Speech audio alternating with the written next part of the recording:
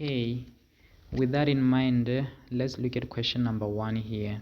Students from Ecuador who live near the Cotopaxi volcano did some field work to study changes in vegetation cover. So they had a purpose here. They went out to study vegetation cover and infiltration rate. We're going to find out what that is.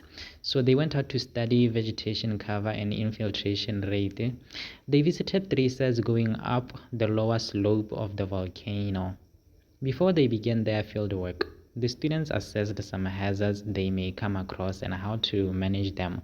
Their decisions are shown in table 1.1. So this is an insert. We have to refer to this document here.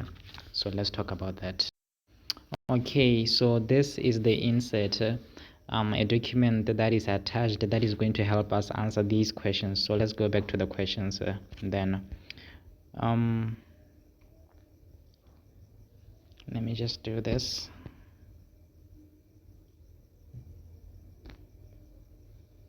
Which one of the hazards did the students think would have the greatest risk? For that, we are going to have to refer to the insert. So we are going to look at here, we are going to see the risk from the hazards that are going to be graded, scored in a way. So we're going to look at, so there is a column that says risk from the hazard. You'll find that the score extreme weather is the highest compared to all the other hazards that they anticipated. So volcano eruption 5, wild animals 6, and then extreme weather 16. So that's our answer right there. They are mostly worried about extreme weather. So which one of the hazards did the students think would have the greatest risk? You're just going to say extreme weather here. Extreme weather. Okay, suggest the different ways to reduce the risk from each of the following hazards during the field work. Hypothermia from getting cold and wet.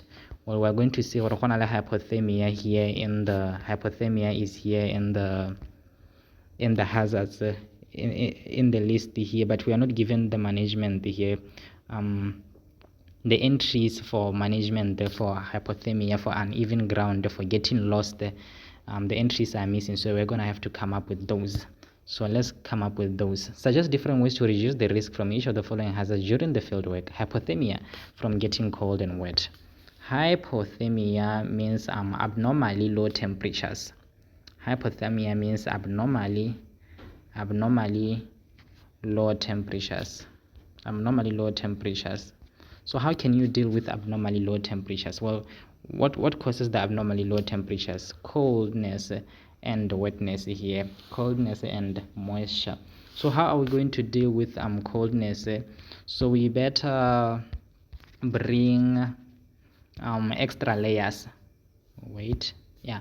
So we have to bring extra layers. So how are we going to get to deal with coldness here? Bring extra layers. So our answer on extra layers. Wetness here, moisture, we're going to wear waterproof clothing. Waterproof clothing. What about the uneven ground and slippery rocks? Here we have to wear steady shoes. What about slippery rocks? Then we have to mark a safe path. Say we took this path earlier today and it proved to be a nice, reliable, safe path. We are going to mark that so that we can repeat it again. So uneven ground, wear steady shoes for a firm grip on the ground.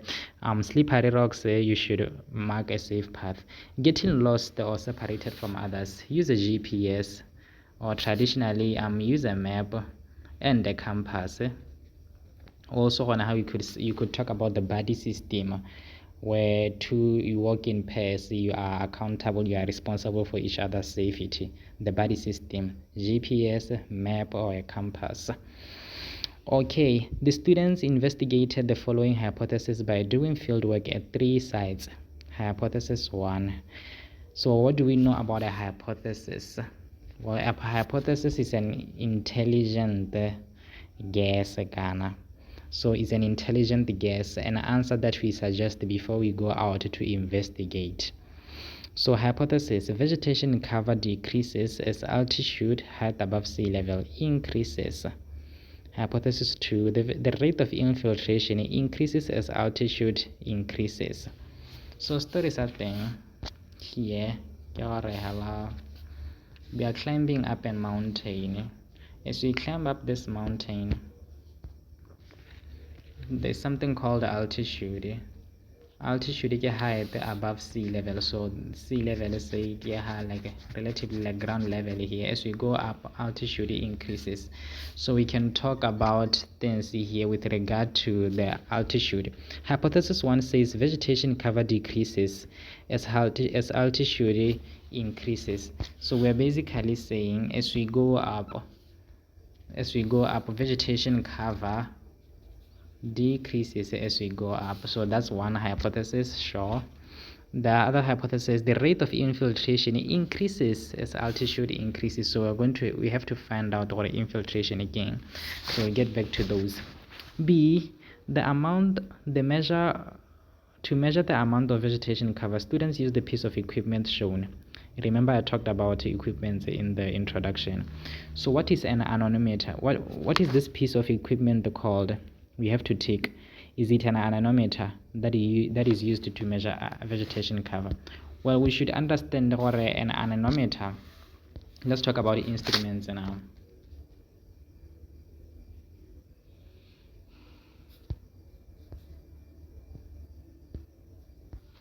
Anemometer measure wind speed. Okay. A caliper, they mention a caliper. A caliper is used to measure thickness of materials. Okay.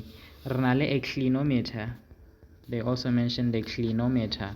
A clinometer is there to measure the slope, the gradient. And then there is also a quadrat. They mentioned a quadrat. This is actually our answer, a quadrat. A quadrat is used to measure sampling area. It is used for sampling. It is used to measure sampling area. So let's go back to the questions. What is the piece of equipment they used? Not an anemometer, not a caliper, not a clinometer, but a quadrat. We know what a ruler is. It is not used to measure the amount of vegetation cover. If they had said vegetation height, then we would have opted for a ruler, but they are talking about a vegetation cover sampling, so we're going to use a quadrat. What is a quadrat then? Well, quadrat maybe it's just a square grid. It's just a square grid. We can talk about it in more detail, but it's just the square grid. You'll see it in the insert. Let me check in the insert here. This is the quadrat. Just these squares here used for sampling. This is the quadrat. Okay.